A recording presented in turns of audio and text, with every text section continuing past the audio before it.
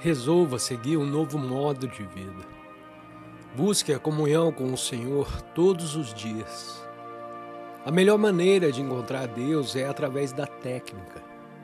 Existe um método para tudo o que estudamos, e a religião é uma disciplina científica, tanto quanto a medicina e a matemática. Assim também é a yoga, uma ciência de técnicas espirituais. Os ensinamentos divinos da Índia foram enviados para cá por mestres realizados em Deus, em comunhão com grandes santos e com Cristo. Na missão universal da autorrealização, não há razão nem espaço para preconceitos e divisões, pois através da própria autorrealização, chegamos a saber que existe apenas um Deus e que somos todos seus filhos. A guerra que se aproxima testemunhará cada vez mais a insensatez do homem. Oremos para que todas as nações parem de guerras inúteis e sem sentido. E, em vez disso, trabalhem para pavimentar o caminho para um mundo unido. Você pode salvar a América apenas sendo espiritual e salvar a si mesmo, acima de tudo, pela meditação.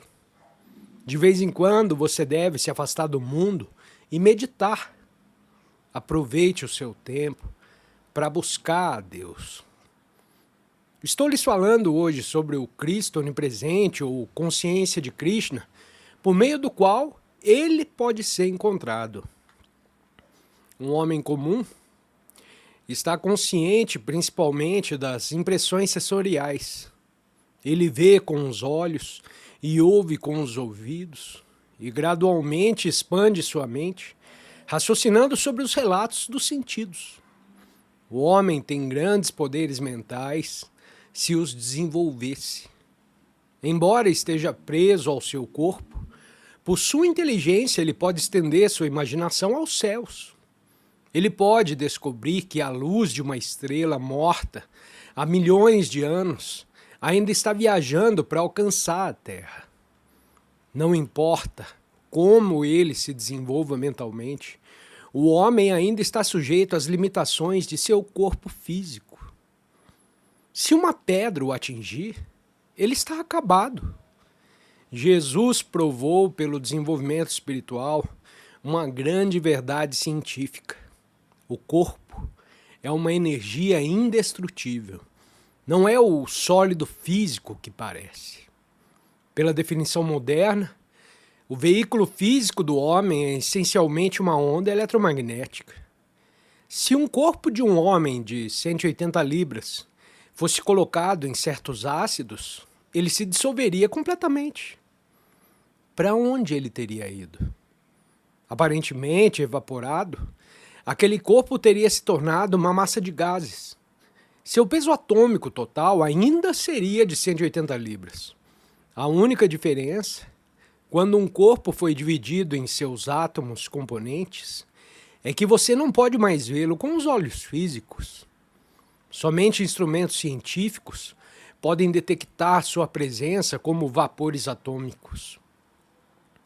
O desaparecimento do corpo não significa que ele tenha se tornado inexistente. Apenas mudou de forma, permanecendo escondido em algum lugar no éter.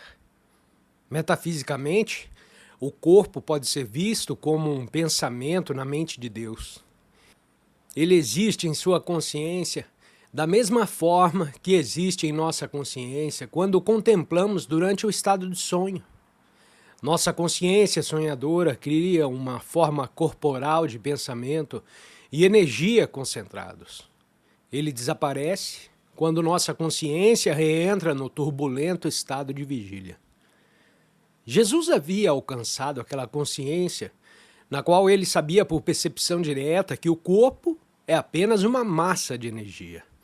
Por ter percebido isso e não apenas imaginado, ele foi capaz de ressuscitar seu corpo após a crucificação. Anteriormente, quando um de seus seguidores cortou a orelha de um servo do sumo sacerdote, Jesus colocou a mão na ferida e curou a orelha novamente. A ciência moderna ainda não descobriu como isso é feito. O objetivo final é perceber que o corpo e tudo mais nesse universo é essencialmente espírito. O homem comum não está ciente disso. Jesus, o Cristo, era. É preciso entender Jesus à luz de sua experiência espiritual, da consciência cósmica do Pai Celestial presente em toda a criação. Seu nome era Jesus. Seu título era Cristo. Um termo antigo que corresponde ao sânscrito Kutasha, a consciência que está em cada átomo. Ele era Jesus, o Cristo. Há mais de 3.000 anos, antes da época de Jesus, nasceu na Índia um grande avatar cujo nome de família era Jadava, Krishna. Era seu título espiritual e significava o mesmo que Cristo, a consciência divina que é onipresente na criação. Ele era Jadava, o Krishna. As Escrituras falam dos maravilhosos poderes de Cristo e Krishna, mostrando que a consciência deles não estava ligada ao corpo, como a do homem comum. Jesus e Jadava expandiram sua consciência além dos limites da forma humana carnal para incluir o universo, seu corpo cósmico. Eles estavam sintonizados com a consciência divina que está simultaneamente presente em cada átomo. Não era imaginação. Eles se tornaram um em consciência com o Pai Celestial, que é onipresente e onisciente. Essa expansão de consciência que Jesus e Jadava experimentaram teve que ser aprendida. Todos os homens podem igualmente expandir a sua consciência ao infinito, por meio da devoção e da meditação científica no Senhor. Deus é um espírito, e aqueles que o adoram devem adorá-lo em espírito. Portanto, Jesus Cristo significa Jesus cuja consciência preenche todo o universo. Quando seu amigo Lázaro morreu em Betânia, e Jesus, em outro lugar, disse a seus discípulos: Lázaro dorme. Ele não sabia disso por meio de nenhum informante humano. Foi a consciência crística universal, manifestando-se nele, que o capacitou a sentir-se presente não apenas em seu próprio corpo, mas no corpo de Lázaro. Ele se referiu a essa inteligência onipresente quando disse: Não se vendem 2 pardais por 1 centavo, e nenhum deles cairá no chão sem a visão de vosso Pai. Se você fechar os olhos e pedir a 10 pessoas para tocá-lo, saberá exatamente quando e onde cada toque cairá. Deus também sente e vê em todos os lugares, em seu grande cosmos. Jesus Cristo e Jadava Krishna alcançaram essa consciência onipresente. Jesus, portanto, percebeu que seu corpo era uma criação da mente de Deus e, estando em sintonia com essa consciência cósmica, foi capaz de recriar seu corpo 3 dias depois de ter sido crucificado e colocado em uma tumba. Krishna tinha o mesmo poder e realizou muitos feitos espirituais semelhantes. Em uma ocasião, ele ergueu uma montanha sobre a aldeia onde estava. Muitos desses milagres são considerados apenas lendas, mas a maioria deles é verdade. Krishna foi um dos maiores yogis da Índia. A yoga ensina o controle do corpo, pelo qual você pode entender que a carne é simplesmente energia condensada. E o que é a energia senão o produto do pensamento de Deus? Ele se concentrou ou pensou e havia energia.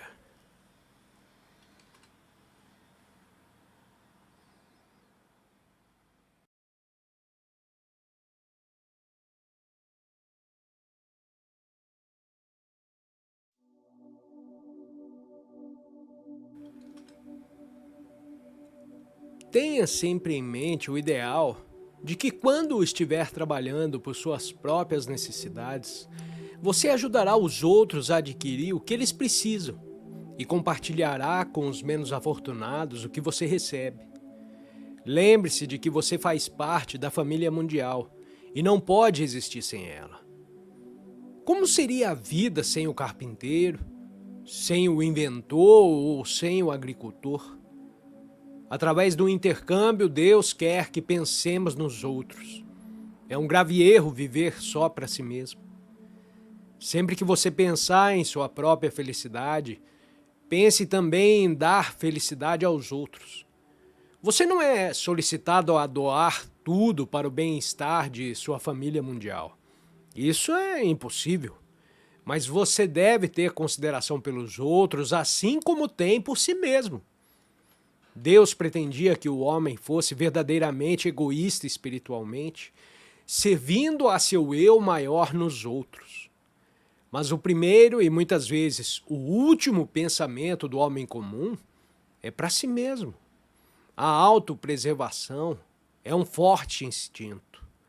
O mundo cria em nós aquela ilusão de autopreservação, pela qual nos limitamos aos nossos próprios corpos e às coisas que consideramos nossas.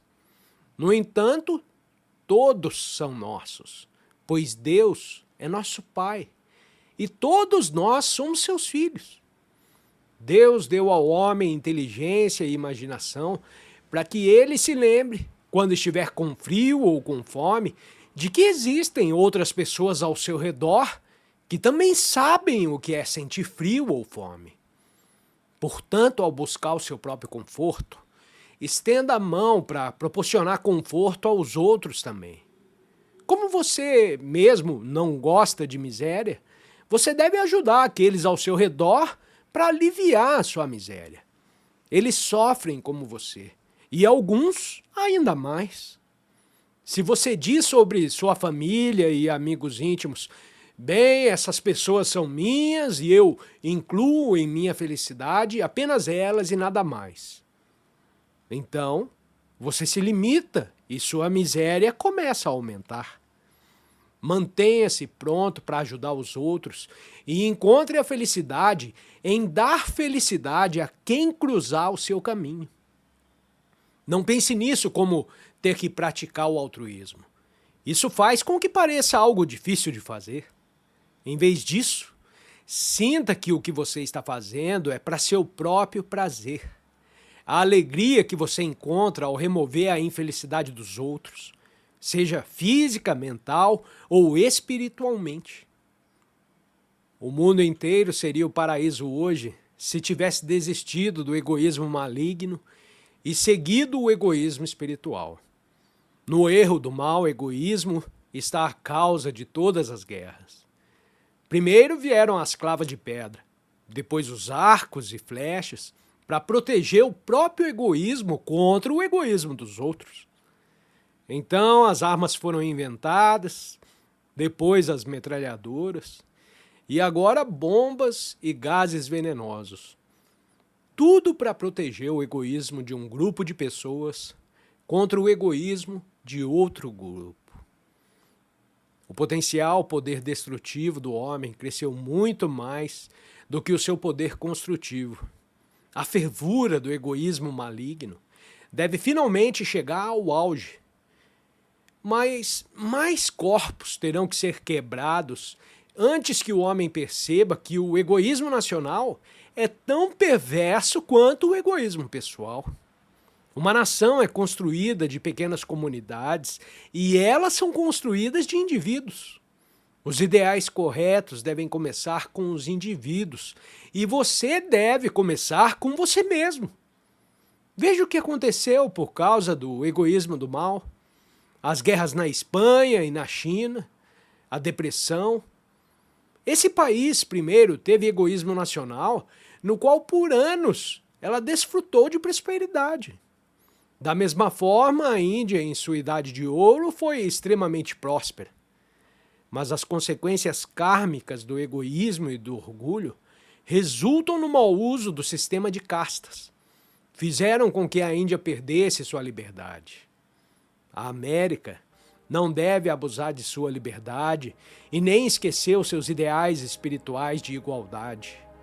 Ou poderá sofrer um destino kármico semelhante. O preconceito baseado em raça e cor da pele é uma das piores formas de egoísmo. As condições climáticas mudarão, de modo que em um futuro distante, grande parte da população ocidental poderá se tornar de pele escura, e os do Oriente se tornarão a raça branca. As fronteiras e os governos do mundo estão eternamente sujeitos a mudanças. Esse país, por exemplo, pertencia aos índios nativos antes de você o reivindicar. E nas eras que virão, muitos e muitos outros ainda terão o título dela. A Grã-Bretanha já foi governada por Roma. Gengis Khan conquistou a maior parte da Ásia. Mas onde ele está agora? Esse é o paradoxo do drama terreno. É a criação de Deus e não possuímos nada dela. Que grande erro é propagar a miséria através do egoísmo maligno, de um falso senso de possessividade. O egoísmo que busca a felicidade sem consideração pela felicidade dos outros, ou que atropela e destrói os legítimos interesses dos outros para seus próprios fins, prolifera a infelicidade. Isso é o que está acontecendo na América hoje. Todos tinham bons empregos e havia muitos. Mas agora as grandes indústrias estão tirando a prosperidade das pequenas e as pequenas estão tentando minar as grandes. Lucrar é um grande erro. O comunismo, que na superfície expõe o bem das massas, não funcionará, porque se baseia na repressão e na força. Mas o que Jesus e todos os verdadeiramente grandes ensinam é o altruísmo baseado na disposição espiritual de compartilhar. Esse método evita o egoísmo individual maligno nos negócios e nas comunidades. Quando seus vizinhos e sua nação forem você mesmo, então você terá o egoísmo espiritual. Se você cuidar apenas do bem-estar das mãos e dos pés e não cuidar da cabeça, o seu cérebro não funcionará para orientar suas habilidades motoras. Você deve harmonizar o trabalho de todo o corpo. Da mesma forma, os cérebros das nações devem trabalhar em harmonia com as mãos e os pés.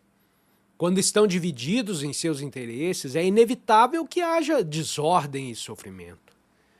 Você não quer que o trabalho assuma o controle, pois então você terá o comunismo.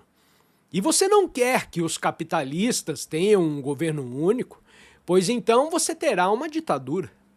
Deve haver um equilíbrio, e esse equilíbrio nunca será perfeito sem o altruísmo individual.